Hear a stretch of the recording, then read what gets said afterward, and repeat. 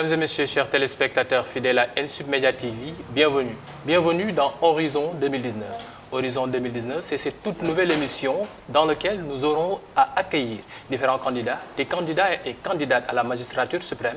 Et aujourd'hui, pour ce premier numéro, nous avons le plaisir d'accueillir Mme Nafissatou Wade, qui est la première candidate déclarée à la candidature à la magistrature suprême. Mme Nafissatou Wade, bonjour et bienvenue dans Horizon 2019. Bonjour et merci de m'avoir invité à l'émission Horizon 2019 de Média NSUB. D'accord. Madame Nafissatou Wade, je vais commencer par vous demander une question qui, pour moi, est la plus primordiale. Avec votre coalition de Guidjef, le 9 août, vous avez déclaré votre candidature pour pouvoir accéder à la magistrature suprême. Pourquoi vous êtes-vous lancé dans cette course? Pourquoi les gens aiment d'abord dire que c'est une course? Parce qu'il y a absolument c'est pas une course de vitesse, c'est juste pour le Sénégal en fait.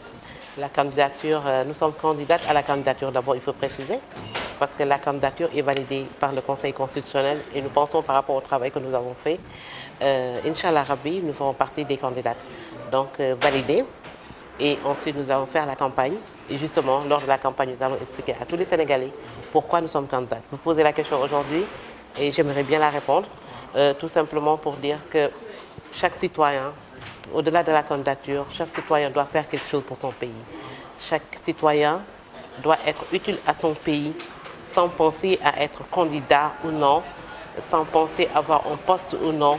Et ça, si je le dis, parce que tout simplement aujourd'hui, je pense que et tous les esprits vont vers cet homme-là, cet grand homme qui est Niass Koumba Abdallah, moi je l'appelle comme ça. Pour parler de ce grand monsieur qui a compris qu'aujourd'hui être président de la République ne voulait absolument rien dire, parce que je pense que s'il voulait l'être, il aurait su pouvait l'être. Mais aujourd'hui, si je parle de lui, parce que vous me parlez du Sénégal, et il a tant fait pour ce Sénégal-là. Et aujourd'hui, le Sénégal a beaucoup perdu, et vous parlez des élections, et nous avons à cœur aussi cet homme, parce qu'en cette période-là, où justement aujourd'hui, entre le pouvoir et l'opposition, nous avons peur de ne pas avoir des élections apaisées. Et c'était un homme de médiation. Et ça ne veut pas dire que nous sommes découragés. Nous savons que les élections vers lesquelles nous irons seront des élections apaisées, parce que nous travaillons sur ça. Nous pensons que le peuple sénégalais va nous accompagner par rapport à ça. Donc je présente mes condoléances aussi à ce peuple sénégalais-là qui ont perdu ce grand homme. Et aujourd'hui, être candidate, c'est faire... c'était un devoir. Et j'aime le dire tous les jours. En me présentant candidate à la candidature et présidente de la République du Sénégal, c'est tout simplement pour remplir mon taux d'utilité nationale. Pour remplir un taux d'utilité nationale, ça se fait à toutes les échelles et ça se fait partout, chaque jour, quand je me rêve, je me lève. Et cette candidature-là, parce que l'heure a sonné pour que enfin le Sénégal puisse un jour, et en 2019, au soir du 24 février, avec une femme élue présidente de la République, c'est-à-dire que nous avons un changement qui est fondé sur les valeurs que les femmes incarnent, que j'incarne en tant que manager, que j'incarne en tant que citoyenne, que j'incarne en tant que personne qui aime voir son pays changer tout court. Je ne vais pas faire égrener le lot des problèmes qui se posent au Sénégal. Et vous, en tant que jeune, je pense que vous êtes à même de dire ce qui se passe et ce que nous vivons tous, parce que nous inventons absolument rien en disant que le Sénégal ne va pas très bien. Je dis pas ne va mal, je dis ne va pas très bien. Donc, nous, ce que nous voulons, c'est faire aller de l'avant, c'est changer ce pays-là, mais c'est surtout le changer avec tous les Sénégalais, parce qu'à la base, en fait, en réalité, ce qui nous manque et ce qui fait que le développement n'est pas réel, ce qui fait que l'émergence est tant galvaudée, chantée, mais l'émergence n'est pas encore là, parce que tout simplement, il y a des facteurs bloquants, tout simplement, il y a des bases, il y a des préalables pour un développement ou aller de l'avant. Et aller de l'avant suppose que chaque Sénégalais puisse se réveiller, c'est-à-dire que je suis citoyen, je dois être un citoyen modèle, mais je dois porter le développement à cœur, dans l'esprit, dans les faits, dans la démarche, dans la mentalité. Et c'est ce que nous manque et aujourd'hui ce que nous proposons en tant que coalition de Guidjef. D'accord. Madame Wade, toujours dans cette lancée, le 9 août, lorsque vous déclariez officiellement votre candidature pour la candidature à l'élection de février 2019, vous disiez vouloir faire part de votre taux d'utilité nationale. Qu'est-ce que vous entendez par cela? Vous ne vous sentez pas encore assez utile en tant que femme, en tant que manageuse? Utile depuis l'enfance. Quand on est déjà le fait de venir vivre dans ce monde-là, de crier et de repartir. En fait, j'ai une autre vision de l'utilité, parce que l'utilité, c'est d'abord spirituel. Vivre l'utilité, c'est spirituel d'abord. C'est-à-dire, moi, je me dis, le bébé qui est venu à 9 h et qui est parti à 9 h 05, on dirait qu'il est venu très vite, qu'il est parti très vite.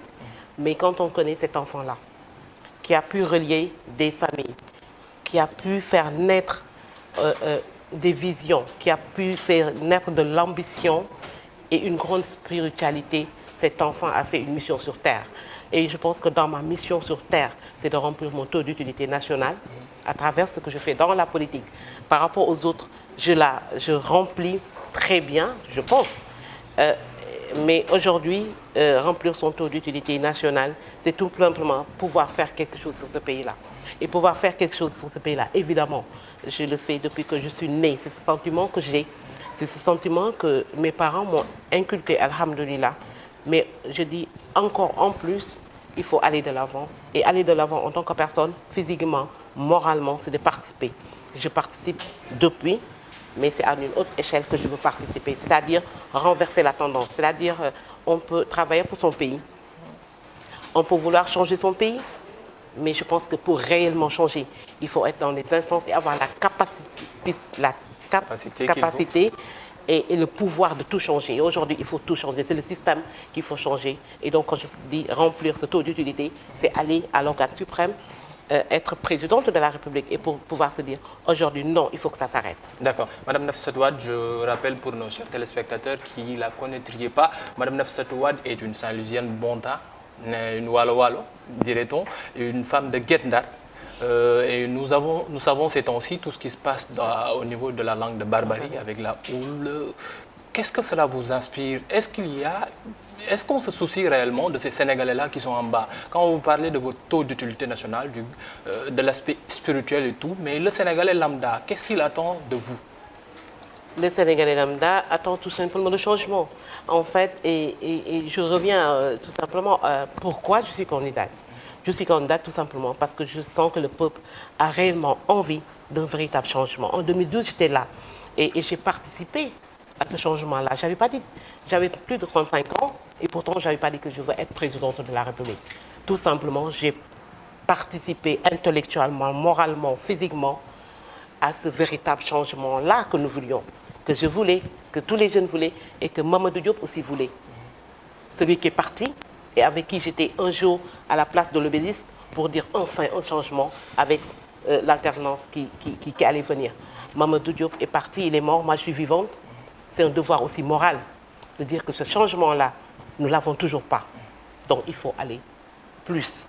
Et aujourd'hui, par rapport à tout ce qui se passe, si on est regardant et si on se soucie un peu des Sénégalais, nous voyons tous que le Sénégalais a une envie véritablement que ce pays-là change.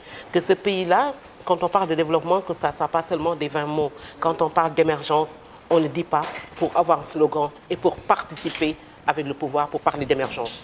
C'est-à-dire qu'aujourd'hui, le Sénégalais a besoin qu'on puisse émerger réellement. Mais avant d'émerger, il faut être un pays développé d'abord. Donc il y a des échelles qu'il faut aller gravir avant de parler. Donc, moi, je n'aime pas le terme Sénégalais d'en bas, en fait. Vous pouvez me dire Sénégalais tout court. Parce que déjà, le fait de dire Sénégalais d'en bas et d'en haut, vous rentrez, vous donnez une réponse à notre engagement, vous donnez une réponse à notre conviction selon laquelle tous les Sénégalais doivent être égaux. C'est-à-dire cette justice sociale-là que nous prenons avec Coalition de Goudios. Cette liberté, ce besoin, parce que quand on parle des Sénégalais d'en bas, vous pouvez dire les Sénégalais qui sont oubliés. Non. En 2018, on ne doit pas avoir un Sénégalais et ne pas l'appeler Sénégalais lambda. Sénégalais lambda, c'est n'importe quel Sénégalais.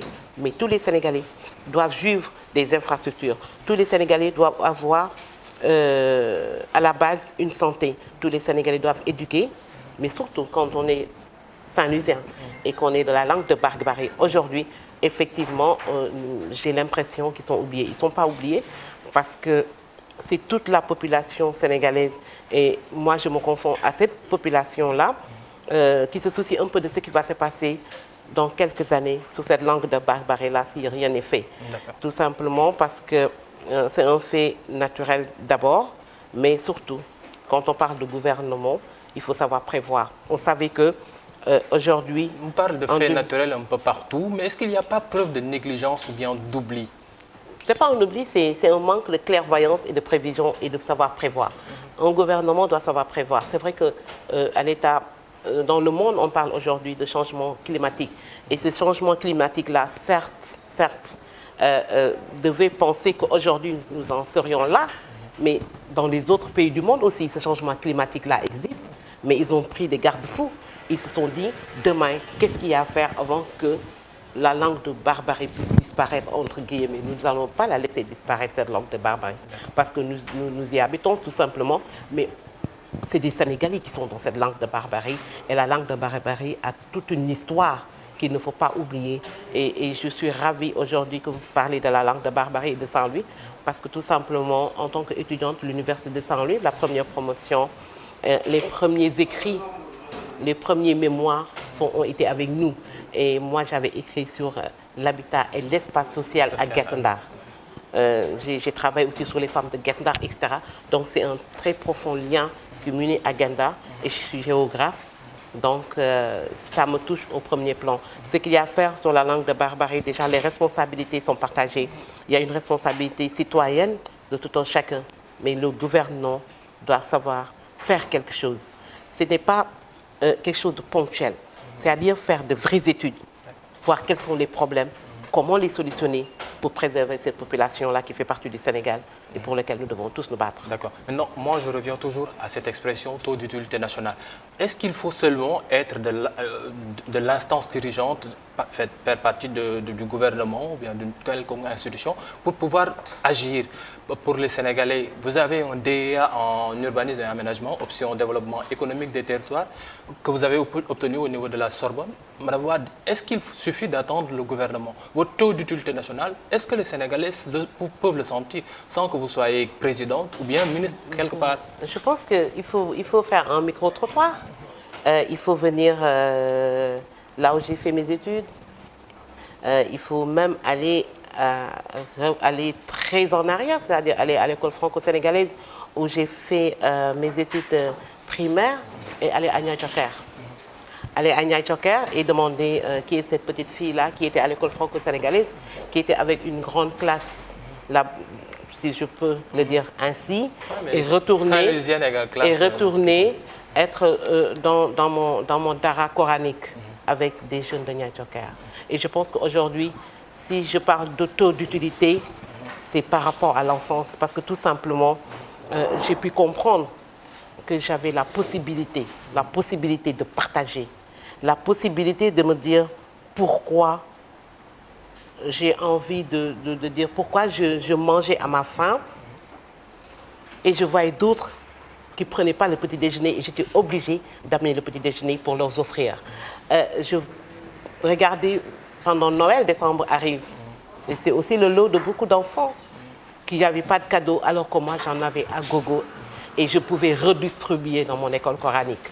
Donc déjà, enfant, j'avais ce sentiment d'injustice sociale. Je ne pouvais pas comprendre et j'avais envie de savoir. Et justement, j'avais envie de rétablir cette justice sociale-là. Et au cours de mon parcours, c'est-à-dire de mon parcours déjà élémentaire, secondaire, etc., j'ai essayé d'être utile à mon pays. Comment? En m'engageant dans des associations très jeunes. C'est le taux d'utilité. Et après, je suis partie en France, par exemple. C'est des exemples tout simples que je vais donner. Je suis femme, je suis noire, je viens du Sénégal, mais je suis femme noire. Et je n'aime pas l'injustice. Et ce qui a fait que peut-être vous avez vu voir dans mon parcours, j'ai été utile sans être au Sénégal, mais j'ai été utile non seulement pour les Sénégalais, mais pour la race noire, parce que tout simplement, je me suis battue dans SOS Racisme pour être secrétaire générale, pour que, puisque cette liberté-là, cette justice puisse être là en France en tant que femme sénégalaise.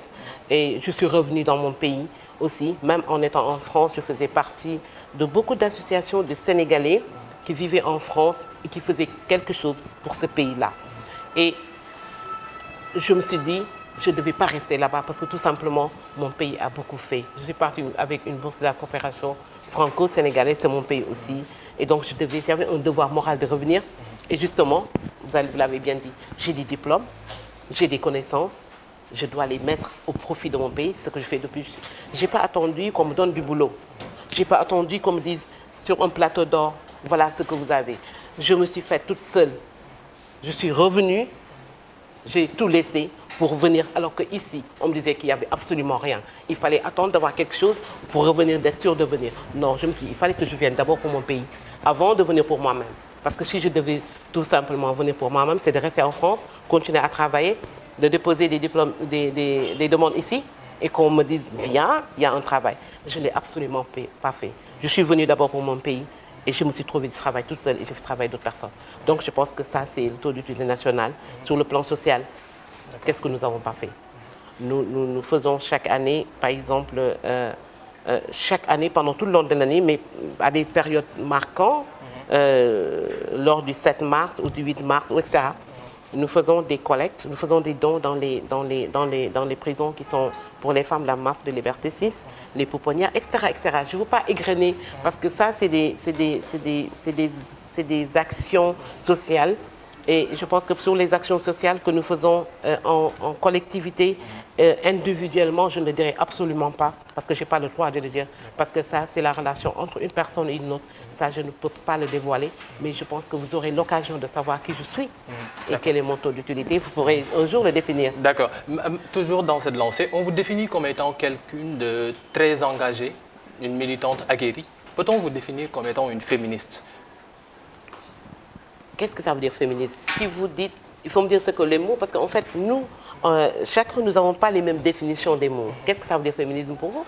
Bon, c'est un combat pour les femmes? Ouais, un combat pour les femmes qui pourrait exclure ou bien reléguer certains hommes au second plan. Non, je suis pas, sur ce plan-là, je ne suis pas féministe. Mettre en avant la femme, oui, je suis féministe. Mettre en avant, et quand je dis je suis féministe, c'est mettre en avant les femmes pour le développement de notre pays, mettre en avant les femmes pour le développement de l'Afrique, mettre en avant les femmes pour le développement du monde. Oui, je suis féministe, mais en même temps, je suis très féminine. C'est-à-dire, je suis une femme, mais je me bats pour que les femmes aillent de l'avant, tout simplement, parce que au Sénégal, où on a plus de la majorité de la population qui est composée de femmes, et de femmes très compétentes, aguerris, comme vous dites, et qui se battent, mais qui sont exclus justement, et il faut pouvoir... Moi, je suis une femme de justice, j'aime pas l'injustice. Si je suis dans ce combat des femmes, c'est par rapport à l'injustice. Imaginez-vous, si c'était les hommes qui subissent les mêmes choses que les femmes. Je pense que je serais aussi homiste, ou je ne sais pas comment vous allez l'apprendre, mais je serais homiste parce que tout simplement, je n'aime pas l'injustice. Que ce soit les femmes ou les hommes. Aujourd'hui au Sénégal, c'est montré que ce sont les femmes qui sont reléguées au second plan, notamment dans le monde politique. Et ce qui fait aujourd'hui aussi, je me bats, je suis candidate pour dire que les femmes doivent faire partie de l'échiquier. Si on peut l'appeler, ainsi de suite. Madame Wade, quand vous parlez des femmes, le monde politique sénégalais est, bon, on peut dire structuré comme étant un monde assez macho, où seuls les hommes sont au devant de la scène. Est-ce que ce sera facile de briser cette chaîne-là et de vous mettre au devant de cette scène-là? Il faut, vous savez, on ne m'a pas éduqué pour rester les bras croisés et regarder le monde tel que je l'ai trouvé. Je ne fais pas partie de ces personnes-là qui viennent au monde pour laisser le monde là où ils sont. Ce serait ahurissant pour moi, ce serait aberrant, mais justement, ce ne serait pas utile. C'est-à-dire venir voir, tout simplement, je suis dans une société, je suis dans un monde où les femmes n'ont pas de place et que je puisse croiser les bras en me disant « Oui, c'est ça, Nafi, c'est ça, on n'y peut absolument rien si on peut quelque chose. » Parce que tout simplement, nous avons notre religion qui a mis la femme devant.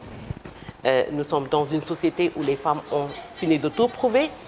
Et même dans l'Antiquité, nous avons eu des femmes. La reine de Saba, c'était une femme, et ça date de Mathusalem. Ouais. Et aujourd'hui aussi, au Sénégal, vous êtes à ENSUP. On parle d'entrepreneuriat.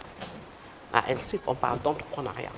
Et l'entrepreneuriat au Sénégal, parce qu'entreprendre, ça ne veut pas dire créer une entreprise. Ça, je ne l'apprends pas aux jeunes de ENSUP. Entreprendre, ça veut dire avoir l'esprit entrepreneurial. Et l'esprit entrepreneurial, ce sont les femmes d'abord au Sénégal. Ceux qui réussissent le plus ici au Sénégal, et c'est démontré sur le plan local, sur le plan national et international, et surtout au Sénégal, ce sont les femmes sénégalaises. Mais pas Ce toujours sont les dans le femmes monde sénégalaises politique. qui se réveillent tôt le matin. C'est les femmes sénégalaises qui ont fait qu'au moment de l'ajustement structurel, s'il n'y avait pas les femmes, s'il n'y avait pas toutes les connaissances, s'il n'y avait pas toutes les capacités de ces femmes-là, je pense que le Sénégal serait à terre. Non, on a pu relever et on s'est dit qu'il fallait que nous restions. Et les femmes sont toujours là pour faire quelque chose. J'ai envie de citer beaucoup de personnes qui ont réussi dans cette vie-là et qui sont des femmes. Mais aujourd'hui, pour la nation aussi, mais ce sont des femmes qui se sont sacrifiées. Beaucoup d'hommes se sont sacrifiés, mais ce sont les femmes qui se sont sacrifiées. Yacine Boubou, Aline Sitoé Diatta ont pu donner leur vie pour la nation sénégalaise, ont pu donner leur vie pour ce Sénégal. Et les femmes de Wallo qui se sont autodestruites, et qui se sont donné la mort dignement pour dire que nous pouvons, il n'est pas question que indignement qu'on puisse nous prendre, alors que le Sénégal est là. Aujourd'hui, justement, nous en sommes encore là. Il faut que les femmes soient là. Parce que tout simplement, quand on parle de développement aujourd'hui, ce que nous avons perdu, ce sont nos valeurs. Quand on parle de développement, ce que nous avons perdu aujourd'hui, tous les jours, on parle d'éthique, on parle de transparence, on parle de bonne gouvernance, ça nous vient de l'extérieur. Mais les femmes ont toutes ces valeurs-là. Quand on parle de développement, on doit aussi parler de citoyenneté, ce que nous prenons. Et la vraie citoyenneté, ça se donne. Et la femme donne vie. La vraie citoyenneté, ça s'inculte. Et les femmes sont éducatrices. Donc les femmes peuvent être au devant de la scène. Monsieur, je ne sais pas si vous n'êtes pas prêt, mais le Sénégal est prêt. La société sénégalaise est bien prête pour avoir une femme. Bon, attendons de voir si la société sénégalaise est prête ou les électeurs sénégalais sont prêts. Surtout. Ok. Je rappelle que vous suivez Horizon 2019, cette toute nouvelle émission qui va accueillir les différents candidats pour 2019. La magistrature suprême, la course, vous aviez, ou bien je dois dire, vous dirigez une association au niveau des HLM qui s'appelle Femmes pour l'émergence et l'entrepreneuriat et la solidarité. Émergence.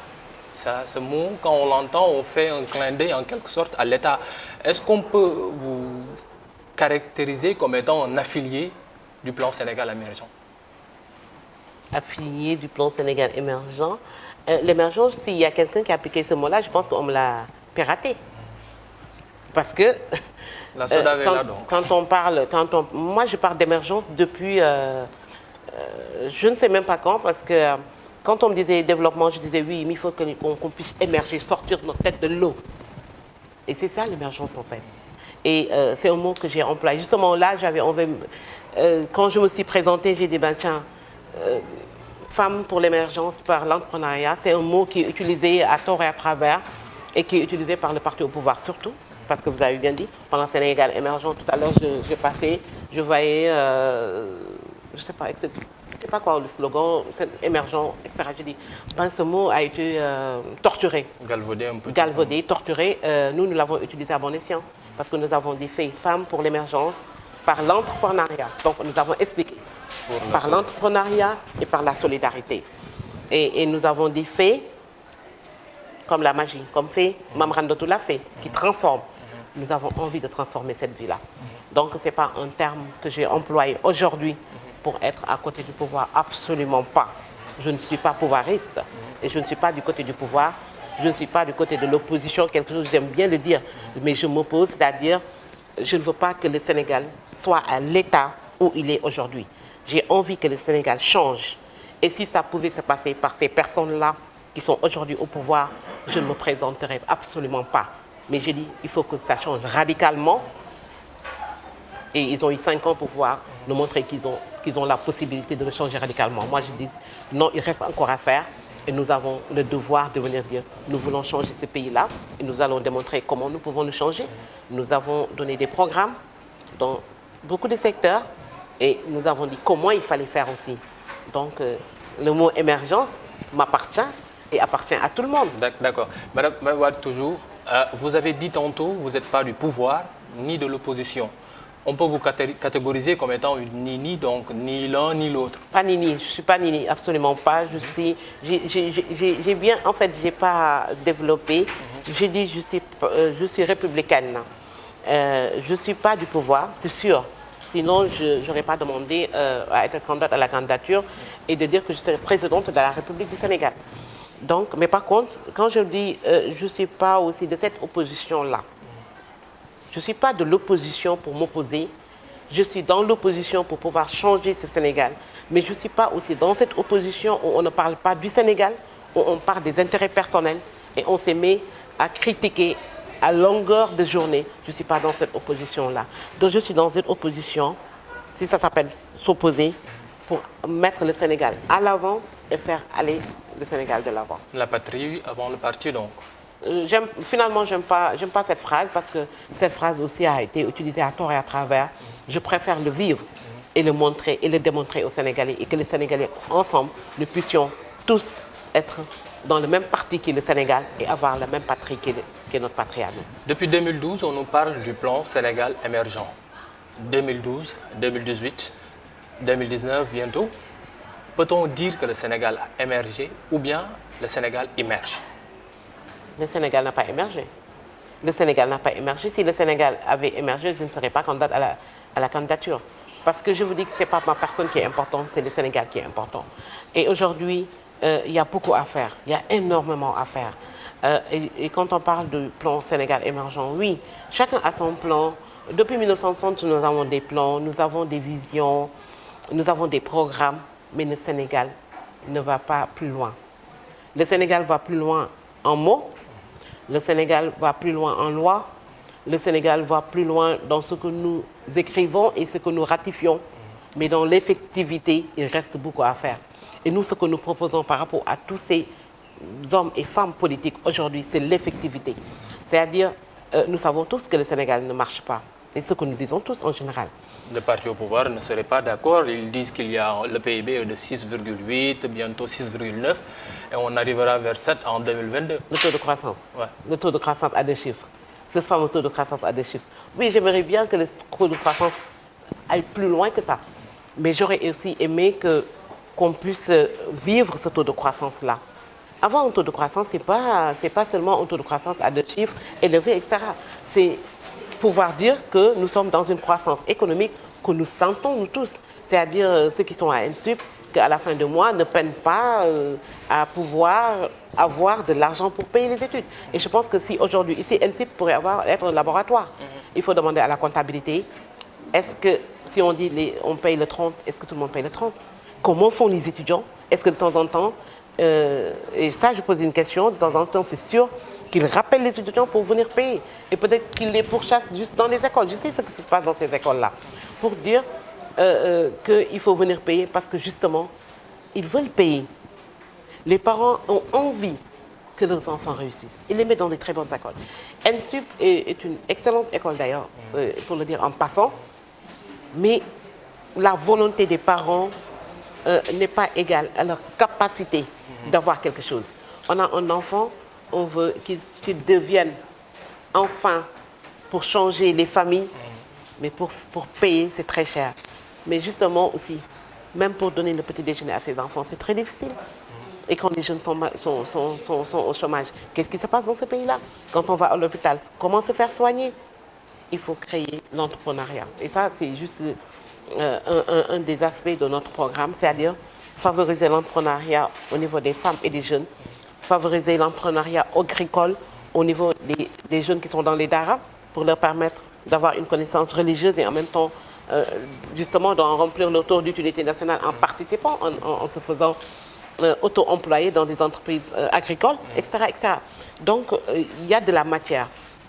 Sur les programmes, toujours, je le dis tous les jours, je pense qu'il faut demander aux Sénégalais, il faut demander aux candidats de vous donner des programmes détaillés, parce que tout le monde a un programme.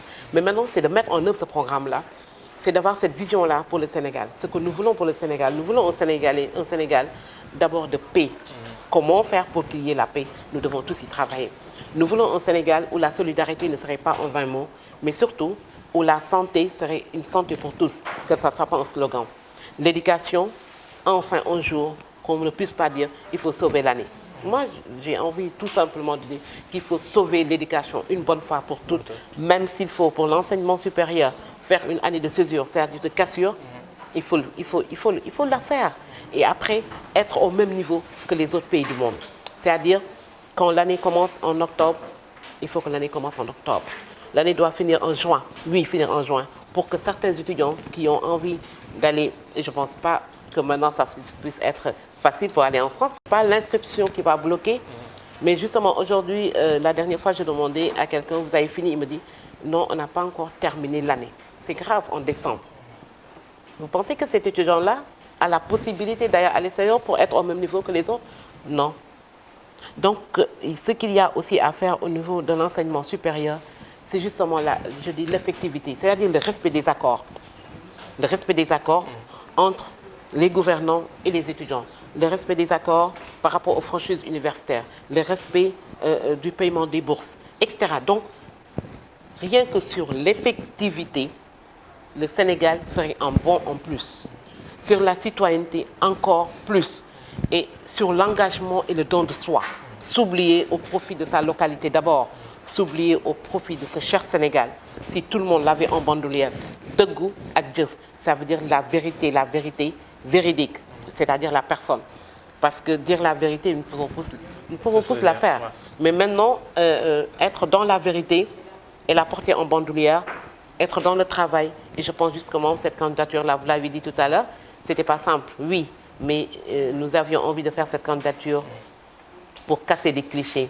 Nous avons envie de faire cette candidature-là pour briser ces stéréotypes qui nous disent qu'il faut avoir beaucoup d'argent.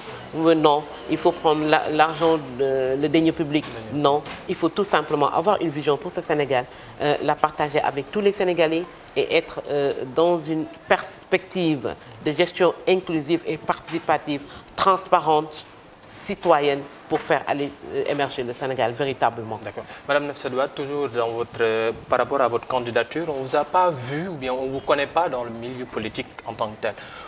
Vous faisiez partie de l'ombre politique du Sénégal et aujourd'hui vous émergez.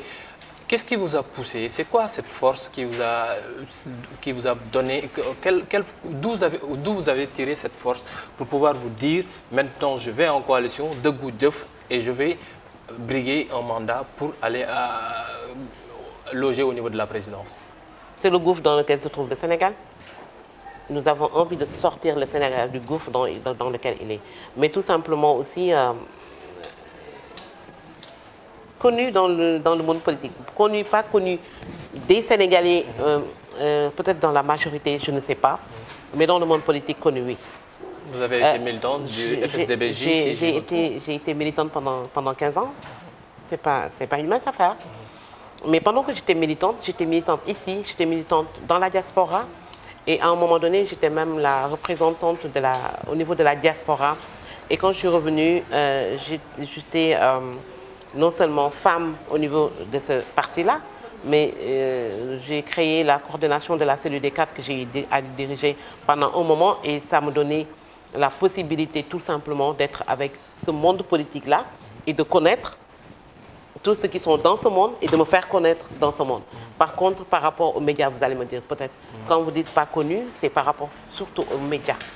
C'est-à-dire, et c'était chose voulue parce que je me suis dit, quand nous sommes dans un monde où tout le monde parle, où tout le monde communique n'importe comment, il ne faut pas être dans ce chamboulement-là. Il faut parler au moment où on doit parler. Parce qu'aujourd'hui, tout le monde parle. Et on se voit, même chez vous, vous êtes des apprentis, vous êtes des journalistes. Même dans votre métier, il faut revoir beaucoup de choses. Parce que tout le monde a un caméscope, tout le monde a son portable et tout le monde se dit journaliste. Donc tout le monde communique. Et je ne fais pas aussi partie de ces personnes-là qui ont envie de communiquer pour se faire connaître. Il faut savoir se faire connaître d'une autre manière. Dans le monde politique, par exemple, dans les assises nationales, j'ai eu à représenter plusieurs fois le parti. Et j'étais avec tout ce que les gens appellent ces ténors-là. Donc ces ténors-là, en partageant avec eux des moments où un combat pour ce Sénégal-là, nous nous connaissons. Les femmes, nous nous connaissons. Parce que la parité, nous l'avons portée. Je suis membre du caucus des femmes leaders. Nous avons porté cette parité-là. Donc le landorno politique femmes, nous nous connaissons très bien. Nous avons été à l'Assemblée nationale. Parce que tout simplement, nous avons voulu que la parité soit effective. Et j'avais parti en bandoulière ce combat-là. Je me suis immiscée dans l'Assemblée nationale et je connaissais toutes ces femmes-là qui me connaissent aujourd'hui. Donc, sur le monde politique, je suis très bien connue. Avec tous ces grands ténors-là qui sont là aujourd'hui et que nous avons envie de, au moins, faire reprendre la retraite, nous avons été aussi avec ces gens-là. Nous sommes aujourd'hui avec notre génération parce que, tout simplement, j'ai fait une formation au niveau de la Fondation Frédéric Ebert qui prenait les jeunes de tous les partis politiques. Tous les partis politiques. C'était un concours, j'avais réussi.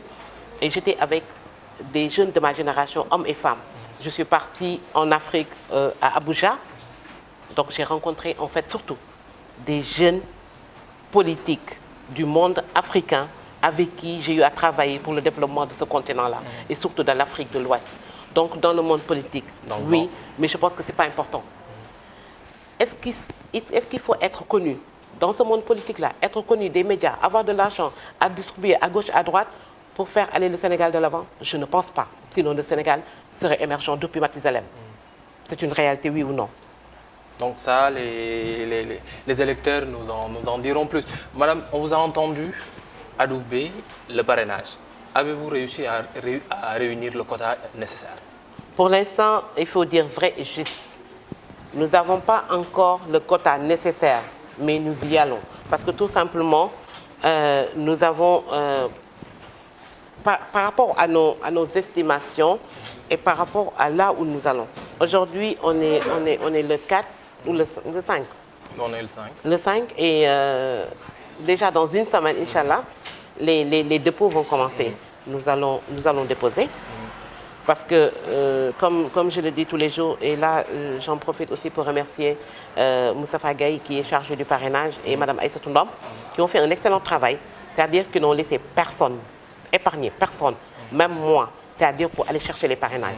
C'est-à-dire s'il y a des personnes ou des personnalités même qu'il fallait prendre, il fallait y aller tard le soir quand j'ai fini, etc.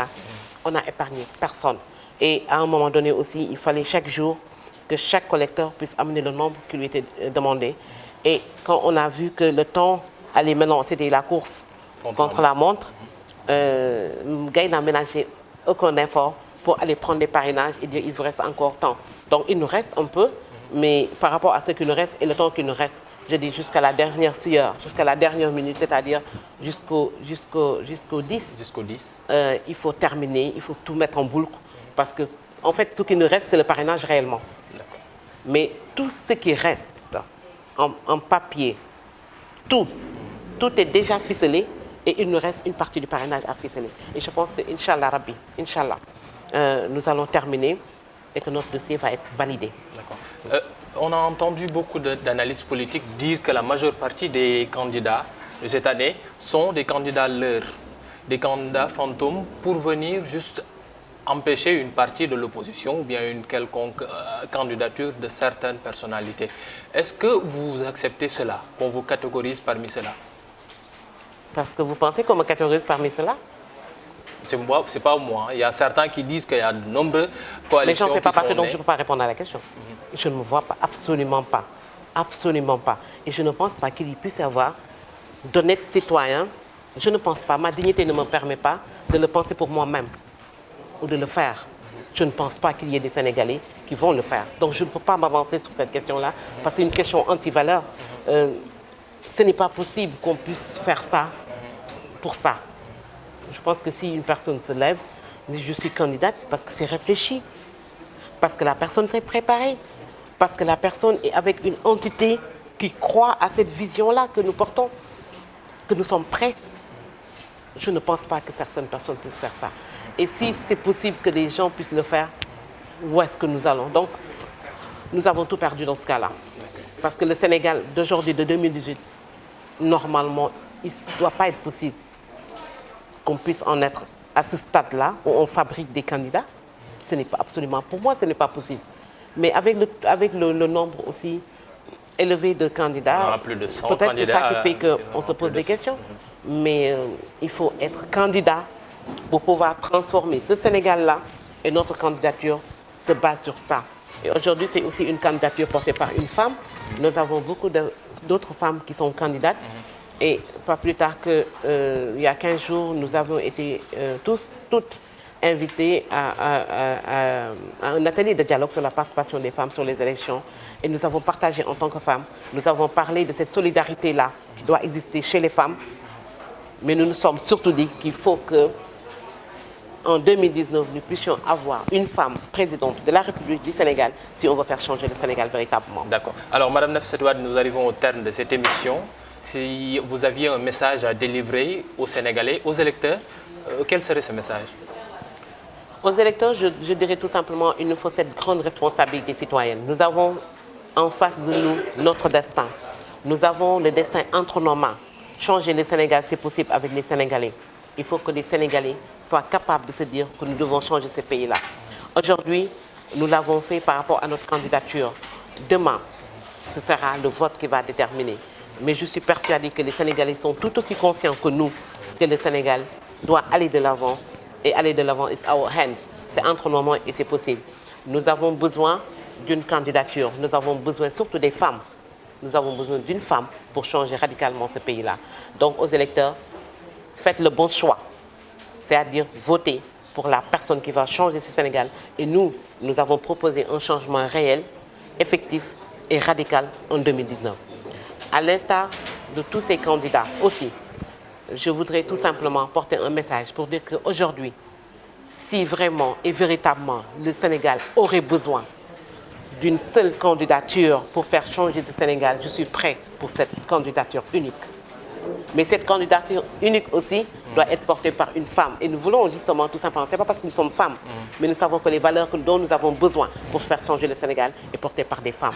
Donc oui, pour un Sénégal meilleur, non à notre personne, parce que notre personne n'est pas très importante, mais nous faisons partie de ces pays-là et nous avons envie de changer le Sénégal. Présente ou non, le Sénégal va changer. Merci beaucoup, Madame Nafissatou Wade. Alors, chers téléspectateurs fidèles à Ensud Media TV, Horizon 2019, ça en est fini pour ce premier numéro. Nous remercions toute l'équipe technique qui était derrière la caméra, à la réalisation. Merci beaucoup à Madame Nafissatou Wade de Goudjeuf, en espérant qu'un jour nous puissions avoir un first gentleman à la place de l'habituelle première dame et une présidente au niveau de la présidence de la République. Merci, chers internautes. Merci, chers téléspectateurs. À bientôt pour un nouveau candidat, une nouvelle idéologie, un nouveau programme à décortiquer. Horizon 2019. Merci beaucoup.